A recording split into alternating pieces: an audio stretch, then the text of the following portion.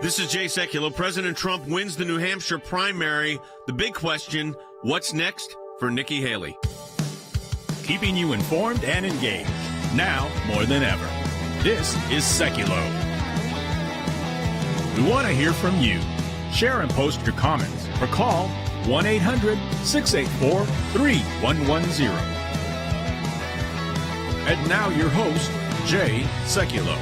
Well, it was, I would say it was a long night in one sense, but in another very real sense, it was pretty quickly called. Yeah. You're shaking your head, Logan. It was not a long night. I turned it off by 7:10. I think Fox News was the only one that didn't call it at the minute. They're like, we should wait a little while. And by 7:20 or so, they had called it for Trump. And again, that went pretty quickly. And some of the numbers that have trickled in now, we know sort of how it all shook out. Very interesting night for sure. Interesting. Donald Trump won by about 11%, which was fairly consistent with a lot of the polls. Some polls showed him, much closer. There was initial polls 3 weeks ago showing that it was a 4-point race. And then there were some showing that Donald Trump was up by 16 or 17 points. Came in, it looks like it's going to come in at around 12%. It's a decisive win. What's interesting about that win is in New Hampshire, independents are allowed to vote. So of the Republicans that voted, Donald Trump got 75% of the vote. Nikki Haley got 25%. And then on the independents and undecideds or uncommitted, which, Logan, you said was actually more? Yeah, at least the number was last night. I have to find the exact number. But last night when they were reporting, they were saying that there was more voters who were either not registered as Republicans, registered as independents, or registered as Democrats and switched, or planned on voting for Biden, they said, in the election. So I think what you had here was Nikki Haley's strategy somewhat worked in the sense that a lot of people who were not even Republican voters got out and voted. Yeah. It just wasn't enough. No, it was not enough. And what's also interesting, this is the first time since 1976 on the Republican side where one of the Republican candidates won 3 consecutive New Hampshire primaries. Nixon won 3, but it was in 1960, then again in 68 and 72. It's also the first two that won both. It was one versus Iowa and New Hampshire back to back. And a huge turnout. Since then. A huge turnout. I mean, the turnout was a record in 2016. It was 287,000. 2020, 296,000, and which was the Democrats when they had a contested election, and 300,000 this time. So it was a big turnout. The delegate count is currently 3,217, and the big question for Nikki Haley is kind of where do you go from here? Yeah, we're going to break that down in the next segment. We got about just 2 minutes left in this segment, but coming up in the next one, we are going to tell you our thoughts on where Nikki Haley goes from here. There was a lot of push last night for her to drop out. Yeah. But we'll discuss that in the next segment. No, we're also going to be, the back half of the program is going to be focusing on Israel. And let me give you an update on that, folks. Around the world, Jewish communities are in fear on a daily basis, and it's getting worse. It's the worst I've seen in my lifetime, and it's because based on the Hamas attacks and these kind of pro-Palestinian protests that are continuing. There's a false anti-Semitic narrative that is out there, and it is spreading like wildfire around Europe, in the United States, on college campuses, and it has to be stopped. So what we did was our team wants to spread the truth, but we need your help to do that. We've put together a factual multimedia primer on the true history of the Jewish homeland, Israel. And we'll tell the story of Hamas and its decades-long plan to destroy Israel. A lot of it's based on my book, Rise of ISIS. So we're going to ask you to go to aclj.org/defend Israel. That's aclj.org/defend Israel, and arm yourself with these facts and share this link on all of your social media platforms. Share it with your friends, family, neighbors, colleagues, churches, and share with your church leaders. We need you to help spread the truth about Israel. Also know that in our fight, we begin today. Our team in Europe is meeting with leaders in Spain. They just finished meeting with leaders, including the Prime Minister in England. We just delivered our brief to over 50 nations involved in the International Court of Justice. But we must defend Israel. And frankly, these global legal battles, as you can imagine, are costly. You can join the fight to defend Israel by becoming an ACLJ champion. Make a monthly recurring donation at aclj.org. Defend Israel. And Logan, we want people to share that link. That's right. aclj.org/defend Israel. Take it, share it, text it. Be right back.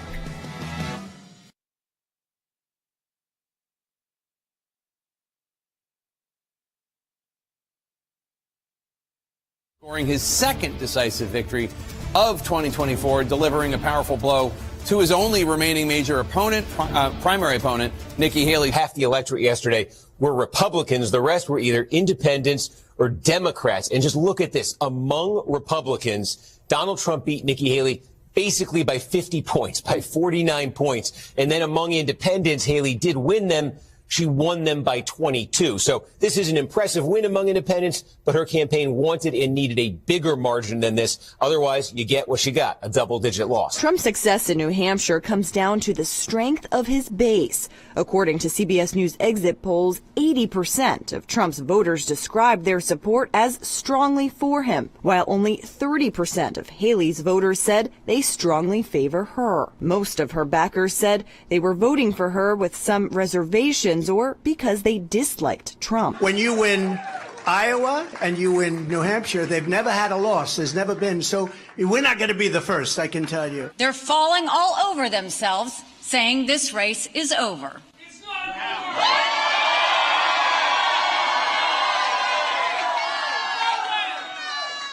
Well, I have news for all of them. New Hampshire is first in the nation. It is not the last in the nation.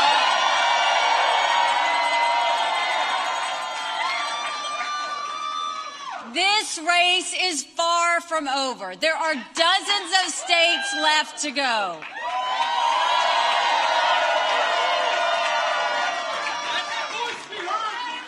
And the next one is my sweet state of South Carolina.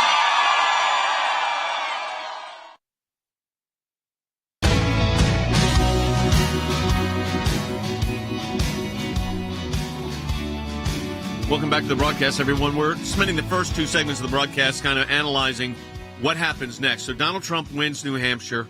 He already had won Iowa, beat Nikki Haley by about 11.5 points. Nikki Haley, is, if you were just watching the broadcast, know she says she's continuing on. So the question is, I think everybody's question is, what happens next for Nikki Haley? Because right now in South Carolina, she's down by 32 points in her home state, but she says she's going, Jordan. Yep. Yeah, she says she's going. And listen, I mean, there's 50 delegates at stake there. It's also done by congressional district. So she'd have to have a sweep to even get close to where Donald Trump is right now, if you include that he's going to win all of the caucus votes in Nevada. So he's up to about 58. So there's 50 delegates at stake in South Carolina. She's not going to be able to do that. She's not going to just sweep every single congressional district. As the polls show, every time a winner, like a Trump in this situation, goes from Iowa with a big win, New Hampshire to a double-digit win, that's where Nikki Haley put all of her money, all of her resources. She had all of the moderates. And guess what? That wasn't enough to overtake, even get close to beating Donald Trump. She didn't do I finished 1 or 2 points behind. She got trounced. Let's just be honest. It was another day where they called the vote immediately after the polls closed. So we're going to go into Nevada. She's not even competing.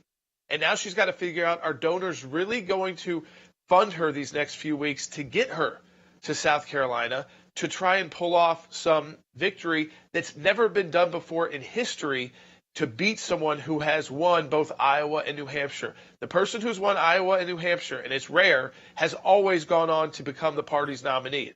So she'd have to be pulling off miracles. I think her speech last night, trying to get out ahead of things, I get the strategy there, but it was bizarre. I don't like how she attacked voters, demeaning voters both in Iowa and New Hampshire. And I think she was also, maybe didn't realize it, but demeaning a lot of voters in her home state of South Carolina who still support Donald Trump very strongly. So here's the interesting thing. They called Logan. How quick did they call it last night?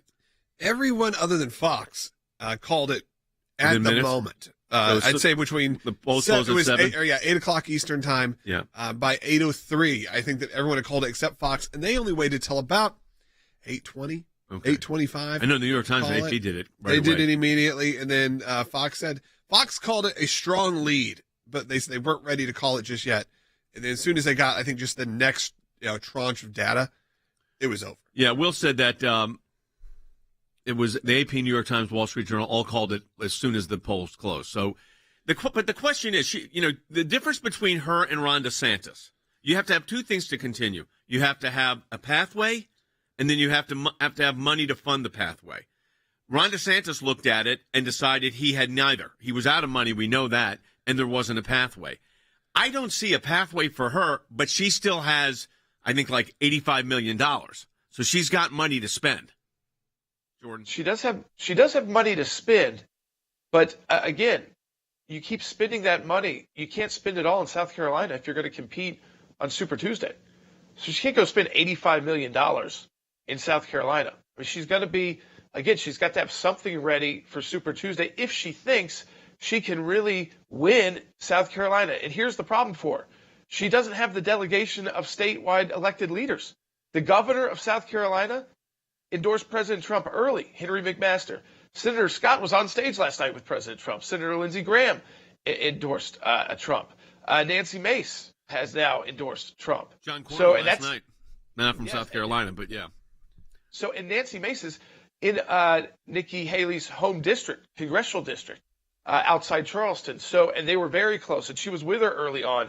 But she now sees the writing on the wall. It's that, again, you want to, it's not really in the best interest of the party, if that's what you care about, to just extend this to beat up on the guy who is definitely going to become the nominee. She's pulling some stunt here for the media, and you already saw it. Wall Street Journal even was talking about it.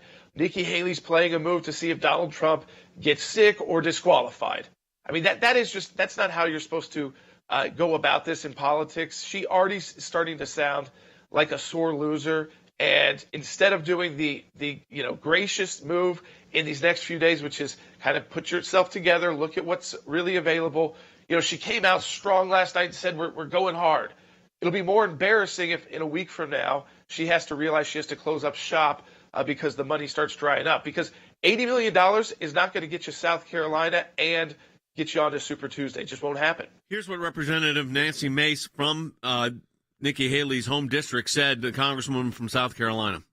South Carolina is Trump country, and he is crushing it right now. And number one, I want to say that Nikki Haley ran a great race. She made it deep into the playoffs, but the playoffs are now over, and it's time to start the Super Bowl. It was interesting. Even Ronna McDaniel, the chairperson of the RNC, kind of said, the handwriting, like Jordan says, is on the wall. I do get the sense that they are waiting for some foreboding act to happen. That's what her team's thinking. Some foreboding act, and legally, something's going to be so dramatic that it's just going to say, oh, we can't do this. I will tell you, the disqualification, I'm holding some of those briefs in my hand right now.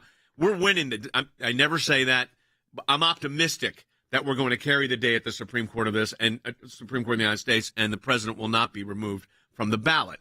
There are the other cases that are pending. Most of those I don't think go to trial before, and I don't know if that has any factor. But she's clearly, she's got to make a calculated decision. Do you want to lose in your home state? No, you do not want to lose in your home state. It is the most embarrassing, I think. And actually, most candidates prevent that from happening. So we saw that with Jeb Bush. We saw it with Ron DeSantis.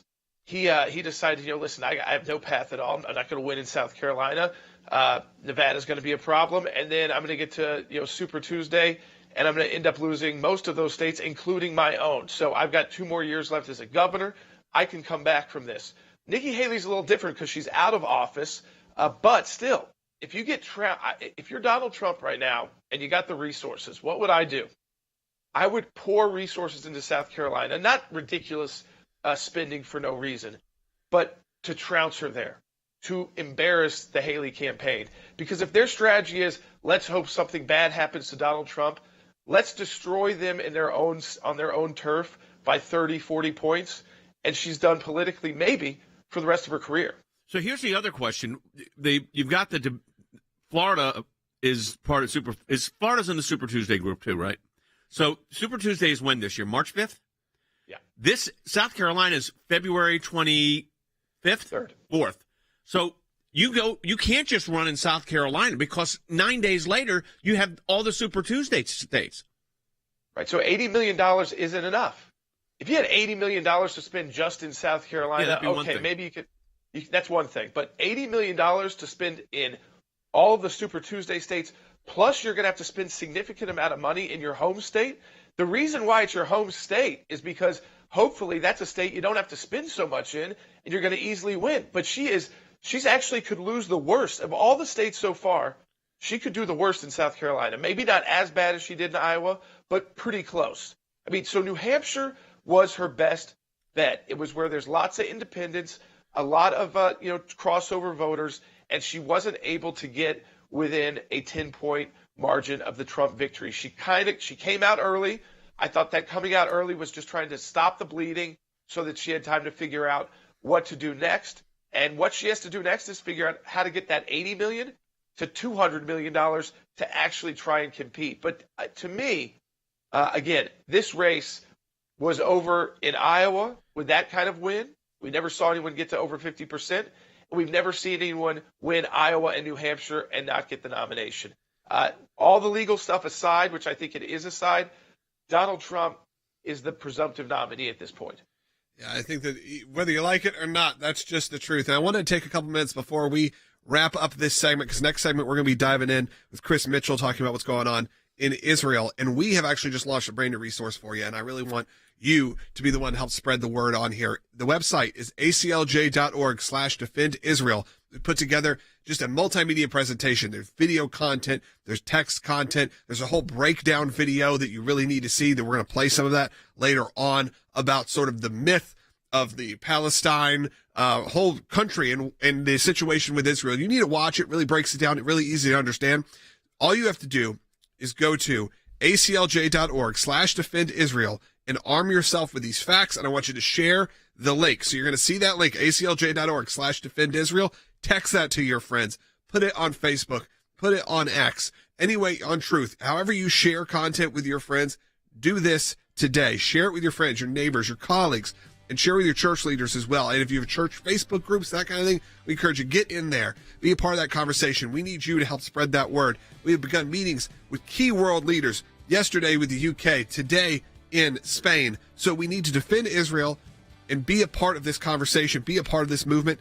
All you have to do is go to aclj.org/defendisrael. While you're there, you can also become an ACLJ champion, which is someone who says, I want to put my money where my mouth is, support the ACLJ in a monthly recurring way. So again, you could do that. Go to aclj.org/defendisrael. But the number one thing I'm going to ask you to do is just take that link after you've taken in the content yourself and share it, whether that's with your friends or whether that is, in case in your Facebook groups, in your churches. Do that today. We'll be right back with Chris Mitchell.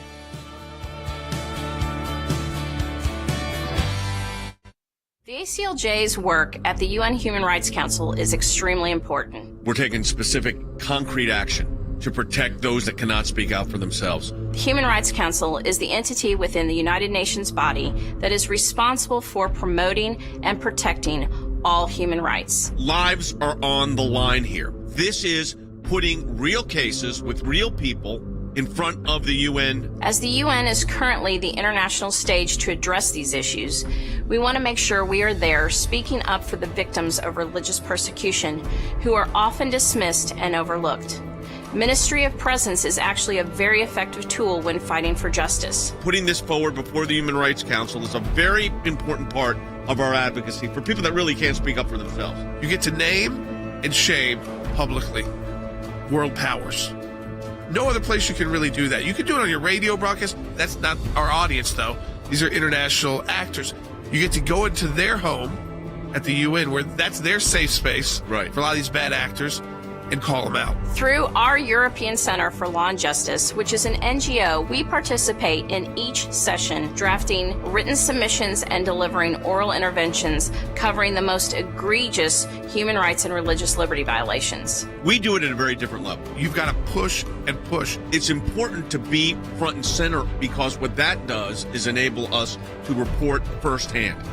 And what we're doing is getting actual action from this. People released from prison because of our advocacy at these levels. We are committed to defending religious liberty and human rights worldwide, and we will continue to be actively engaged at the UN Human Rights Council and with its subsidiaries every chance we get. Visit aclj.org for more information.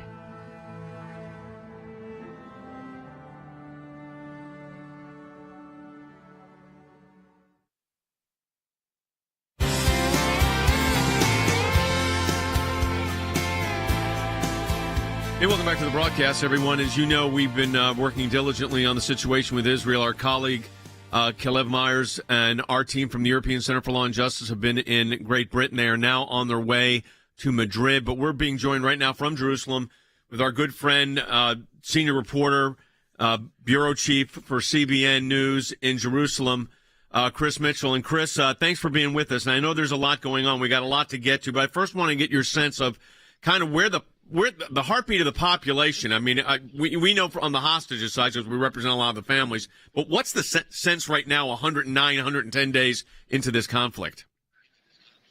Well, Jay, it's affected each and every person here, almost indirectly, but also directly.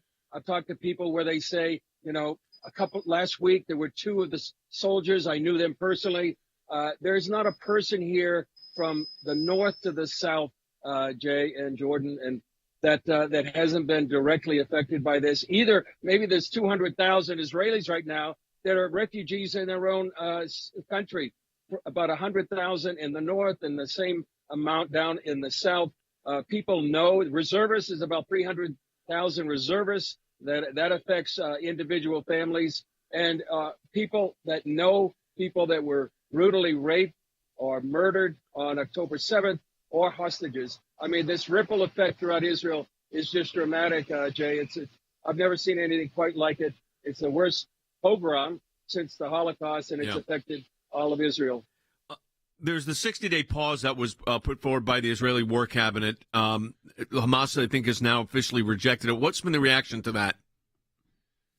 Well, I think some people have mixed feelings about that. First of all, I don't think some in the IDF want to lay down their arms, as some right-wing politicians that feel the same way. They want the momentum to continue. Certainly, everybody wants the hostages released, but they want to be able to do the two goals that have been Israel's since the very beginning here is to eliminate Hamas and get all the hostages back. We'll see what happens, but right now it looks like there's not going to be a deal anytime soon, but that could change anytime as well. You visited some of the kibbutzim and the site of the Nova Music Festival.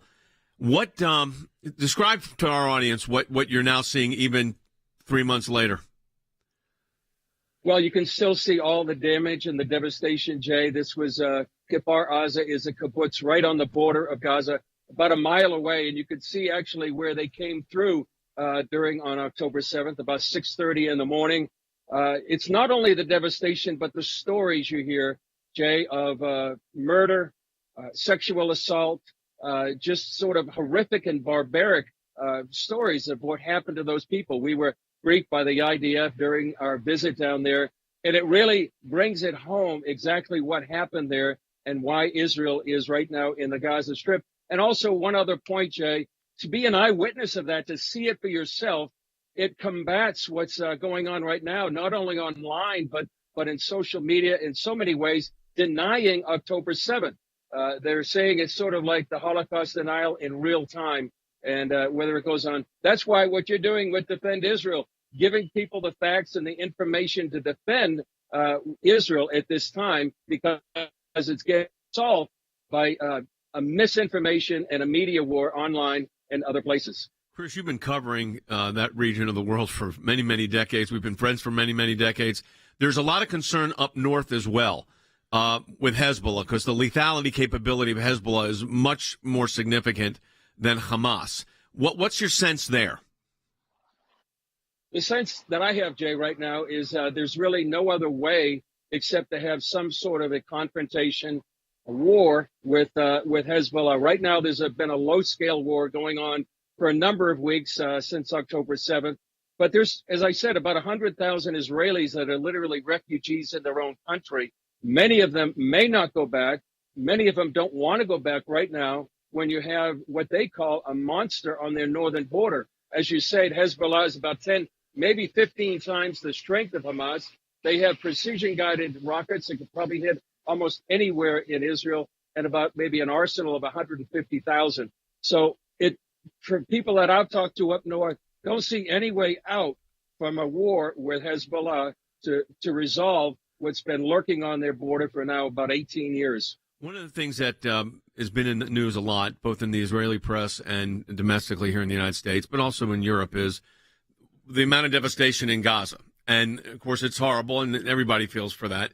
And then the Israelis, IDF, said, the Israel Defense Forces spokesperson said, we think we've eliminated about 25% of the Hamas terrorists.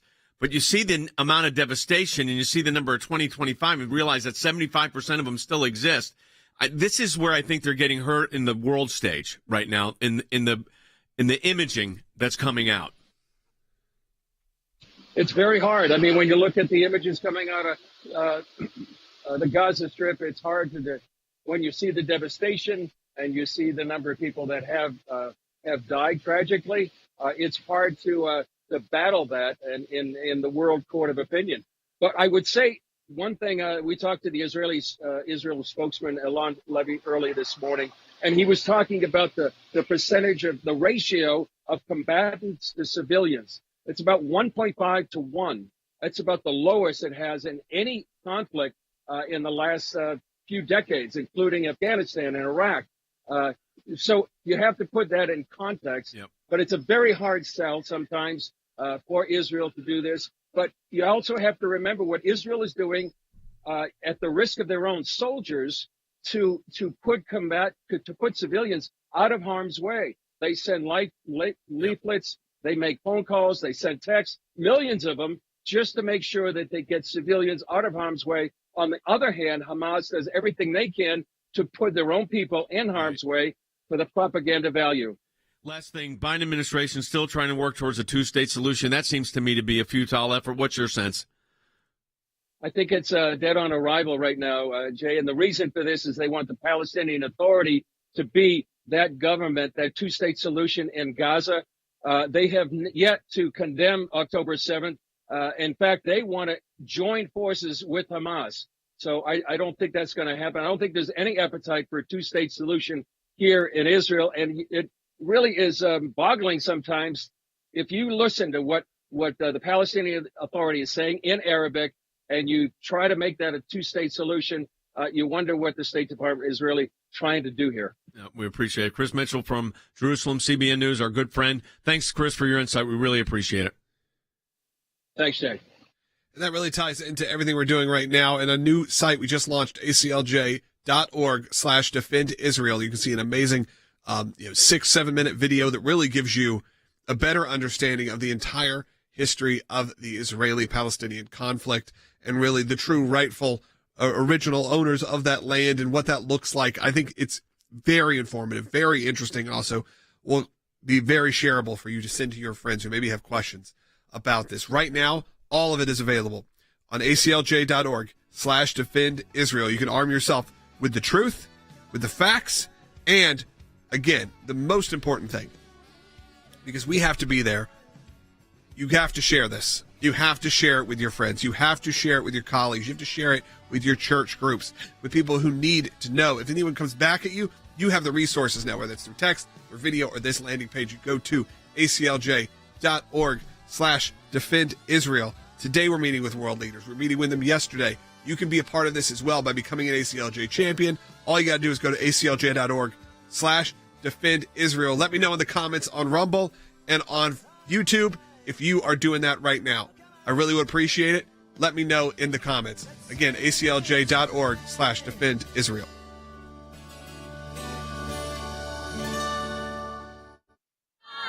Free Palestine! 1, 2, 3, 4! Occupation no more! 1, 2, 3, 4! Occupation no more! Israel is a terrorist! Occupation no more!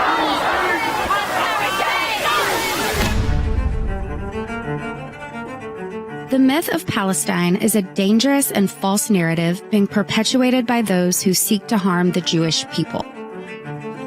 This narrative intentionally overlooks the thousands of years of history and the rightful ownership of the land by the Jewish people. It ignores the repeated attempts by Israel to make peace and the ongoing attacks and aggression from terrorist organizations like Hamas. We must not be deceived by this attempt to erase the Jewish people from their homeland. Learn more at aclj.org/defend Israel.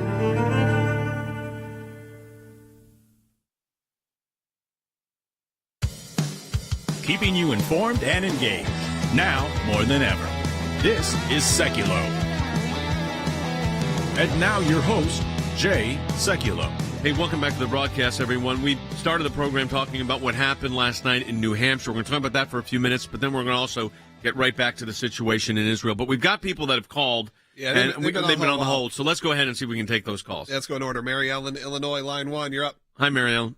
Thank you. Yes, I just thought after yesterday you got me going on numbers. So last night I had seen that President Trump's numbers from 2016 to 20, and then now into and this is all regarding New Hampshire, went up to like from 100,000 to 120,000, 170,000 voters. Like each time he did the primary or the caucus, whatever they call it in New Hampshire, his numbers went up. And then what was also real interesting was I had seen that. Let me jump in. Part of that is because there were only 2 people running. And so in the other ones, in 2016, there were, I think, 13 people on the ballot, 6 that were getting votes. So he got 168,000. Not to say that that's not a lot of votes. That's almost 170,000 votes. It's a lot of votes. But it was a different setup. So that's what you're seeing there. But it was a decisive win. There's no way you could shade that anything other than that. Let's go to Heidi, who's calling in Texas. Hello. I wanted to respond to the callers that called in yesterday saying that they were Christians and for that reason they could not vote for Donald Trump because of his language. And I also am a Christian, and I was a missionary overseas for almost a decade. But this is not an election for a pastor or a deacon or an elder of a church. This is an election for a president, and we need to elect the one that would be most capable. And our country is kind of falling off a cliff right now. If we were in a plane that was going down, we don't need the one that speaks the best and has the best language. We need the one that is most capable to keep the plane flying, and we need to keep our country going. And so that's why I encourage. Well, look, we have in the Constitution, we have a no religious oath clause. I mean, you don't, it's nice to have people that share your beliefs and values, but there's a no religious oath clause in the Constitution for a reason, and that is we don't say here you have to be this to be the president of the United States. Isn't the King of England? So we'll see how that plays out. I mean, it's clear to me as we, look, Donald Trump's going to be the nominee. I don't think I can't imagine the scenario. Let's take Robin's call. Robin, you're on the air. From Nevada, Hi, the next state. You're the next state up. Yes, I am, and I wish I could go to the caucus, but I have to work. Okay. My husband and I are both from Mass, New Hampshire. Now we live in Las Vegas. Yep. We feel like we've been Trump from day one. We continue to be Trump. We think that when Trump gets elected, people are going to let him be elected, but then the games are going to start. When he goes against Biden, that's when the shenanigans, it's going to be game on. Well, I think, look, if you're worried about shenanigans, there have been a lot of things put in place to prevent election irregularities. It doesn't mean there won't be any, because that's just not the reality of the world we live in. There's things happen. But outcome determinative should not be the case. But he's also got to run, and you got to win Georgia. And by the way, winning Nevada would be very helpful, and winning Arizona would be helpful. This is going to become this is a 6-state race for the presidency. The Biden administration has already pivoted to. They've already got the T-shirts printed on running against Donald Trump. And what Donald Trump needs to do, in my view, is stop talking about Nikki Haley. Just go do the caucuses and the fights you got to do in the various states to get the number of folks you need to have, but delegates. But the fact of the matter is, the attention should be on the other guy. That is Joe Biden. I think that's the pivot that should have been made last night. Logan? Yeah, absolutely. Look, we're heading into the next segment. We're going to move on from politics and move back into what's going on in Israel. Obviously, if you have questions or comments related to Israel, we'll be happy to take those as well. 1-800-684-3110. In the next segment, we're also going to show you a bit of the video that we just launched on aclj.org/defend Israel.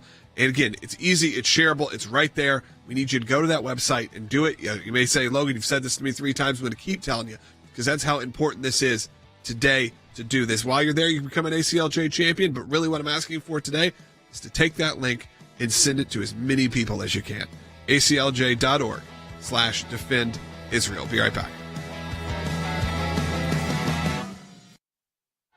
2 months after a fragile 7-day truce in Gaza, another agreement between Israel and Hamas could be in the works.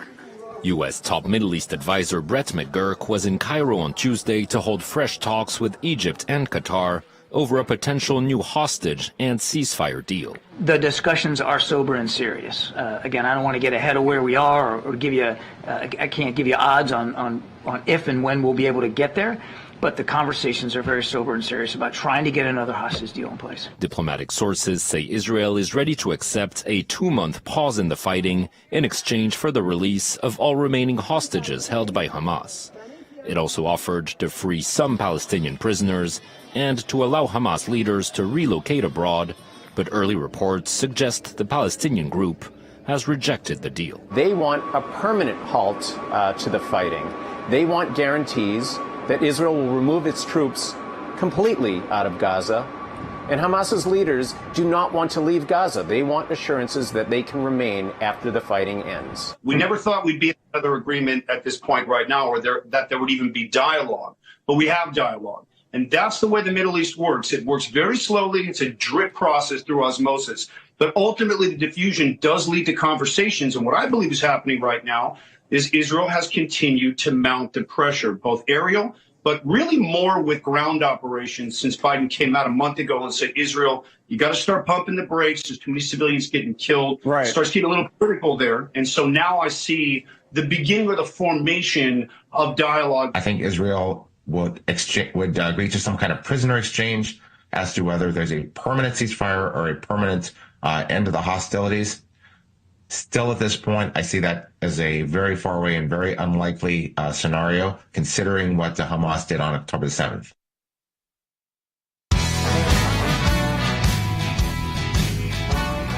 Hey, welcome back. We said we're going to return our focus to Israel, and that's because our European Center for Law and Justice colleagues and our colleague Caleb Myers from Israel have been in England and are en route right now to Spain with hostage families, raising the issue of the hostages to keep it front and center. And they had very impressive meetings yesterday, Cece, with including the Prime Minister of Great Britain. Absolutely. In the UK, they met with the Prime Minister, the Foreign Minister, the Security Secretary, and members from both houses of Parliament, and had tremendous media coverage on all of those meetings. So it's very successful. Yeah, it tells you that if you could keep the issue out there, that's going to help keep these hostages alive. We've known so much from our hostage work that keeping them in the forefront is how you keep them alive. We've done that on individual cases. We're doing that on cases where it's a mass number. Keeping it at the forefront. Keeping it at the forefront, absolutely. That is the concern of everyone that we've had, even like you said, our clients. Their biggest concern is don't let people forget me. And so we can't let people forget that there are still hostages being held by Hamas, and they're still there. There's also a lot of myths about the whole Palestinian Authority and Palestinian state. I'm going to play for you a video we've just put together right now and you'll hear those on radio, you better listen to it, that really lays out the real case and the real history of the Jewish state of Israel. Free Palestine! 1, 2, 3, 4! Occupation no more! 1, 2, 3, 4! Occupation no more! Israel is a terrorist state!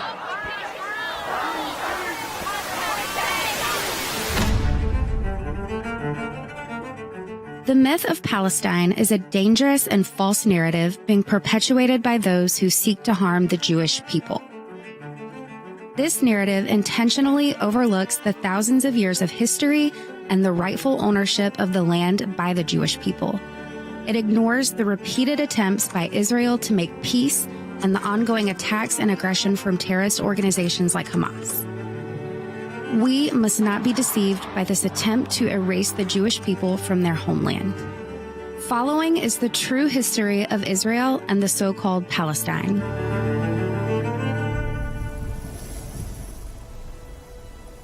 We begin with Israel beginning in 1800 BC. Abraham heard the call of God and followed it to the land between the Mediterranean Sea and the Jordan River, the Promised Land. Shortly after, the Egyptians enslaved nearly all of the Israelites, and it wasn't until 500 years later that their descendants were able to return to the Promised Land. From then on, this region had a long history of conquest and power struggles, with Jerusalem at the center.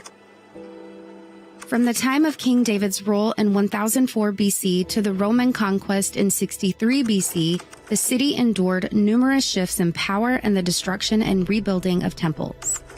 70 years later, the Romans drove nearly all Jews out of Israel, forcing them to scatter across the world. It wasn't until circa AD 136 the name Palestine first appeared after the Romans named part of Judea, Syria, Palestina to erase the Jewish presence in the land. Throughout the ensuing centuries, the region of Jerusalem continued to be subject to numerous conquests. In AD 638, Arab Muslims took control. Centuries later, Christian crusaders claimed the city, only to be defeated by Saladin, the Muslim Sultan of Egypt and Syria in AD 1187. The region then fell under the rule of the Ottoman Empire, Turks, in AD 1517, until 400 years later, when during the Great War in 1917, the British Empire conquered the region. The British made a public pledge, the Balfour Declaration, which aimed to establish a national home for the Jewish people in the area still known by the Roman name Palestine. Then, in 1922, 4 years after the war ended, the League of Nations created the Mandate for Palestine to reconstitute a national home for the Jewish people. The region was redrawn into what is now modern-day Israel, the Gaza Strip, the West Bank, and the Hashemite Kingdom of Jordan.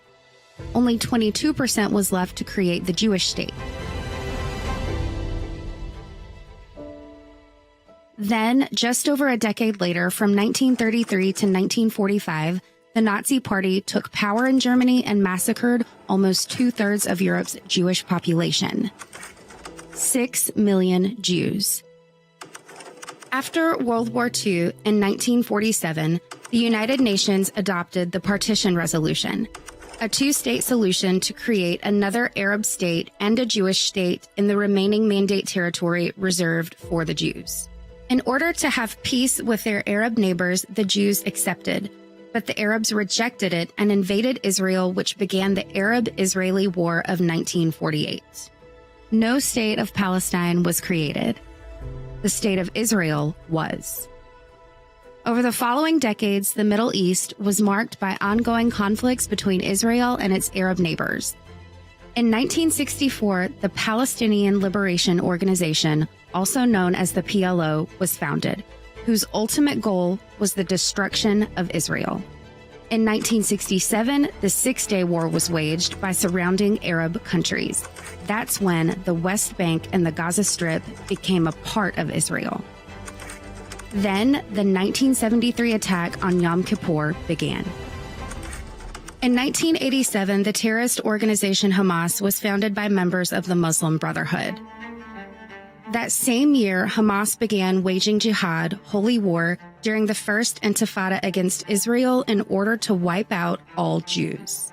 Between 1993 and 1995, Israel and the PLO made agreements for a peaceful resolution to the Arab-Israeli conflict. These agreements granted self-governance to the Arab populations of the Gaza Strip and West Bank in exchange for peace with Israel. Instead of peace, militants from the Gaza Strip and the West Bank continued their attacks against Israel. From 2000 to 2005, the Palestinians began a wave of terrorist attacks called the Second Intifada. Remember what this means: the eradication of Jews. So in 2005, yet another attempt to achieve peace was made, and Israel left Gaza, even though Gaza is a rightful part of Israel. In 2012, the UN General Assembly agreed to change the PLO's membership status at the UN from an observer organization to that of a non-member state with observer status. Observers generally have a limited ability to participate in the IGO, lacking the ability to vote or propose resolutions. Then, on October 7, 2023, the world was shaken by the horrific actions of Hamas as they launched a vicious attack on Israel. The death toll rose to over 1,300 innocent lives, including men, women, children, the elderly, and even infants. The atrocities committed by the attackers were unspeakable. Women were raped, dead bodies were desecrated, and over 240 people were taken hostage. What history clearly illustrates is that Israel did not steal any land from the Palestinians. In fact, there has never been a state of Palestine. The Romans gave the name to the area that includes modern-day Israel, the Gaza Strip, the West Bank, and the Hashemite Kingdom of Jordan. This land was stolen from the Jewish people, just as it had been for millennia before. Learn more at aclj.org/defend Israel. Folks, this powerful piece, for those of you that are on radio, you heard it. I want you to see it. For those of you that were able to see it, this is a very powerful educational piece that in literally 7 minutes, we covered the history of Israel and explains it in accurate, factual information. So we know what's going on right now around the world. The anti-Jewish, anti-Semitic, anti-Israel zealots are at their all-time fever pitch. I mean, I've never seen it in my lifetime the way it is right now. And it's happening, by the way, not just in the United States. This is all over the world. It's in our college campuses. It's in anywhere you go. This is a problem now. So our job here is to defend Israel, defend Israel's right to exist as a Jewish state, and to equip you with the information you need to help us do it. Many of you are ACLJ champions. Hey, champions, this is a call to duty here. We want you to share this link. We need to spread the truth of Israel's defense. So we want to defend Israel. You go to aclj.org/defend Israel. We put together this factual video. It's a part of a multimedia primer on the true history of the Jewish homeland. We tell the story of Hamas as you just heard it, and it's decades long. This has been going on for 40 years. It's been going on since the beginning of time, but it's been going on in our lifetime really since the 1948, the War of Independence.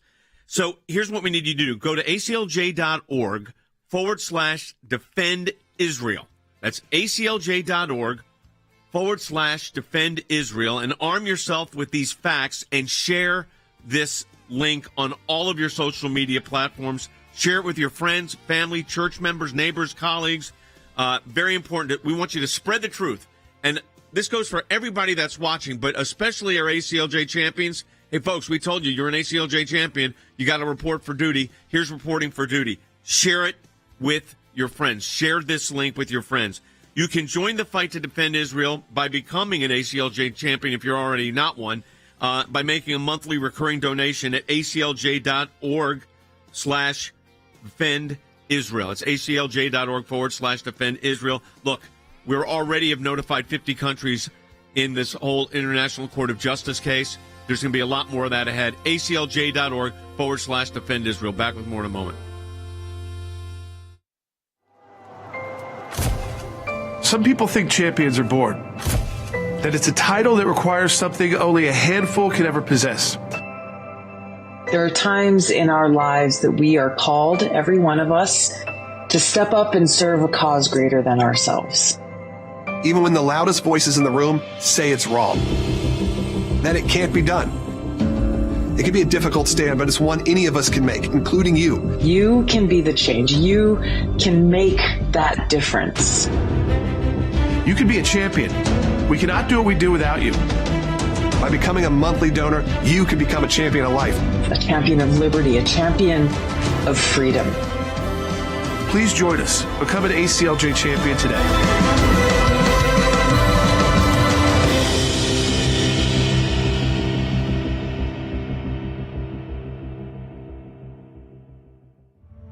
ACLJ champion reporting for duty. And I say it that way because without you guys, I could not bear the news that I'm hearing. You're fighting for decency worldwide. Hey, Jordan. Hey, Jay. I just want to let you know that I've supported ACLJ for 30 years and continue today. Thank you for all that you do. Yes, I'm a small monthly donor for several years. I love that you explain the law according to the Constitution and that you fight for everybody, the big guy and the little guy. I can't think of how many times the ACLJ were working over Christmas and Thanksgiving and New Year's while the rest of us are on vacation.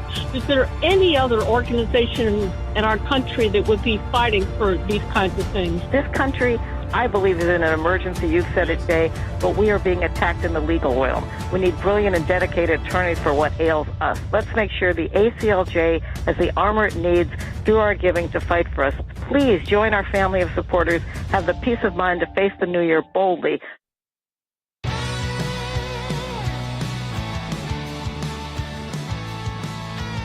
Welcome back to Sekulow. We want to continue this discussion as well and talk about our work going on currently in Europe. All right, but let's talk about, before we get to what our delegation's doing, talk about this campaign we're doing, Logan. Sure, I think it's really important for people to understand. Yeah, I mean, you've heard me talk about it now. You've heard us talk about it. This show, we just launched it. It's aclj.org/defend Israel. Has great content, whether it's excerpts from books, whether that is a great, you just saw that video, 6-7 minute video. You can take that, easily share that instead of just clipping out this radio show. You can now just go to aclj.org/defend Israel. That has all of the details. It's very easy, very simple. While you're there, you can become an ACLJ champion as well and support the work financially of the ACLJ, but also you can get a free booklet called Unmasking Hamas. Again, all of that is available for free right now. aclj.org/defend Israel. And again, take that link and spread it wide. So share it, put it on social media pages. Text it to your friends. Send it to your pastor. If you have a Facebook group for your church, as long as they allow that kind of thing, post it in there. They make sure people get the information, because it can get very muddy and it can get very hard to really even describe. It's a very intense topic. It's a topic that a lot of people don't know the information and decide to not learn about it. This is a great resource for them. It's interesting you said that, because there's so much disinformation out there. What we're trying to do with this is really give you a concise understanding of what the myth of Palestine is, the Palestinian state as it's called. It's a myth. There is no history supporting it. There's no legal justification for it. And obviously, as you saw, unfortunately, on October 7th, they're not even together in their own entities. So this is the reality. But I want you to understand what we have been working on since October 7th, because you all are supporting the work of the ACLJ. And Cece and I went, the first delegation that came to the United States was the first one that left Israel to come to the United States. We hosted with Caleb Myers from Israel, a colleague of ours, and our team in Washington, D.C., that did a great job on this. We met with all of the House leaderships, Republican and Democrat, Senate leadership, Republican and Democrat. A lot of the leadership spent a lot of time with these families. And when you meet these families and you see the anguish in their eyes and what they're dealing with, of their loved ones are held hostage. And unfortunately, a couple of the ones we represent, we now know have died. And I mean, one of them was right in our office when all of it was coming to fruition. It was really emotional. But we are trying to do everything we can to help these families and to help them get through this, but also to get these hostages released. Absolutely. And we need to keep them front and center, not let anybody forget that there are still hostages being held by Hamas terrorists and just the horrors that are being done to them, that have been done to them. And like you said, when we bring the hostage families to these meetings, it really makes it real. Yeah. You see the moms that are just in anguish because they have lost their child. They don't know whether they're alive or dead, where they are. And, we were really able to be very successful with those meetings, and they've been very successful in the UK and now going to Spain. So they previously to that, they were in Brussels at the European Parliament with our European Center for Law and Justice team, led by Gregor Pupinik and Christoph. We have a great team there, and they did a magnificent job there too. And now this week, so this is, you got to understand, we've been working on this since October 7th. So we had the big event in in Washington, D.C. in November.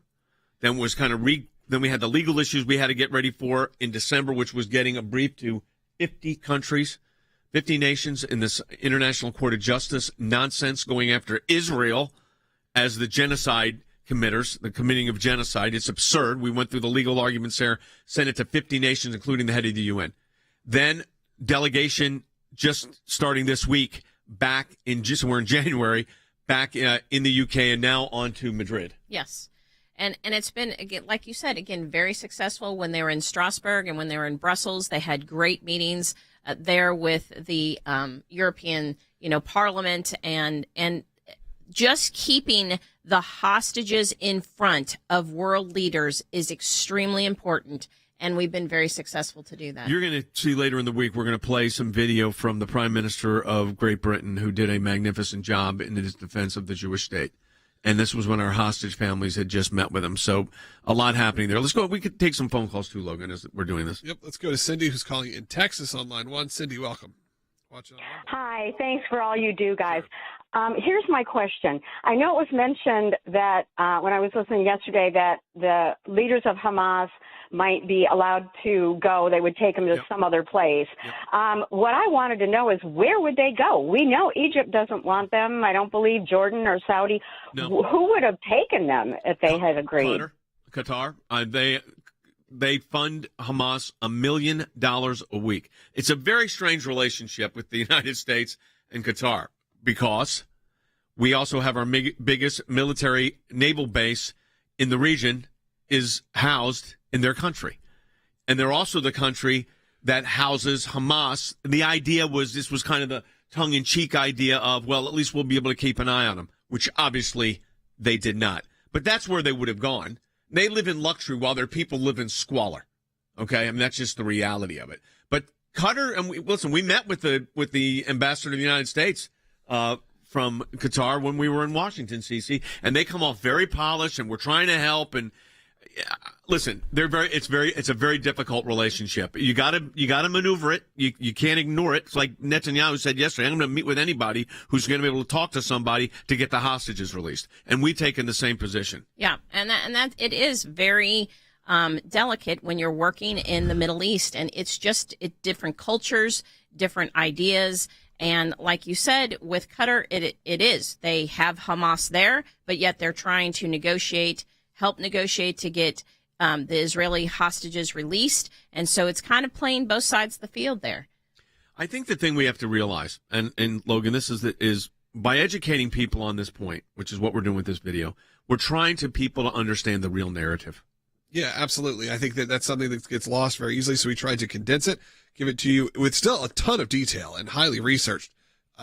Really a true breakdown of all of it. You can watch it if you didn't catch the last segment. You can also easily share it, and that plus you have excerpts of books in there. You have a lot of great content. All you have to do is go to aclj.org/defend Israel. There's been this false narrative being presented. We want to help spread the truth. We need you to spread the truth. We really do need our ACLJ members and champions to get involved in this, Logan. Yeah, so we put together, again, a very factual multimedia presentation. It's very pleasant. Visually, you'll be able to share it, and people will be able to actually see the content and not be surrounded by clutter and ads and all of those type of things. And it's really easy. It's very simple. aclj.org/defend Israel. Arm yourself, and then also get this content out there. Tell your friends about it today. If you have a way to do it, whether, again, that's sharing it in a Facebook group, sharing it in your church group, texting your pastor, whatever it would be, texting your friends, because we know we have seen these false narratives presented over and over and over, but you can be a part of helping fight for Israel. And in a situation where Hamas has won the PR war, I mean, that's at least for sure. Yeah. You can be a part of the response. You know, that you'd say that they had won the PR war, and Cece and I were just shaking our head. It's unfortunate, but it's true. It's true, and that's because a lot of the misinformation and disinformation. Yeah. So this video is extremely important, that there is no state of Palestine. Probably a lot of people hearing my voice right now are shocked to hear that. There does not exist a state of Palestine. It is non-existent. So you need to share this video. The truth needs to get out. So what we want you to do is go to aclj.org/defend Israel. And my ACLJ champions, there are 19,000 of you right now. If 19,000 people shared it today, just the champions shared it today, it would be phenomenal. Defend Israel, aclj.org/defend Israel, and become an ACLJ champion as well. Any amount you donate, we're going to get a matching gift. We appreciate that.